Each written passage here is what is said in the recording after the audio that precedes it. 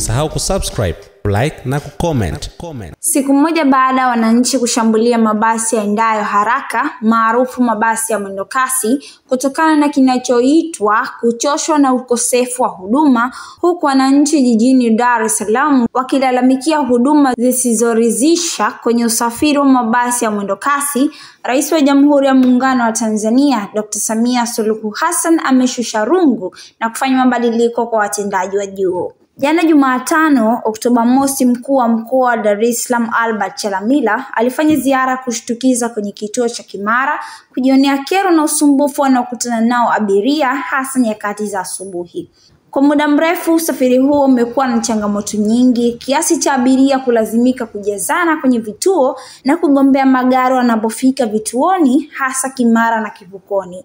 Taarifa iliyotolewa leo Alhamisi Oktoba 2 na Katibu Mkuu Kiongozi Dr. Moses Kusiluga imeeleza kuwa Rais amemteua Saidi Tunda kuwa mtendaji mkuu wa wakala wa mabasi yaendayo haraka DART.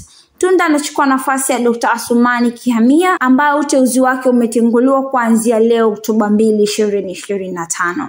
Pia Dr. Samia amemteua Pius Ngingo kuwa mkurugenzi mkuu wa kampuni ya mabasi yaendayo haraka UDART, akichukua nafasi ya Waziri Kindamba ambaye uteuzi wake pia umetenguliwa.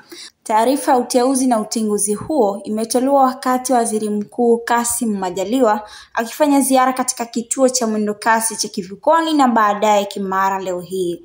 Shambulizi dhidi ya mabasi hayo lilitokea jana tarehe 1 Oktoba katika baadhi ya maeneo ya jijini Dar es Salaam. Hii ni Mwanahalisi TV na mimi Shamsa Haji. Ili kwa wa kwanza kupata habari zetu, tafadhali usisahau kusubscribe, like na kucomment.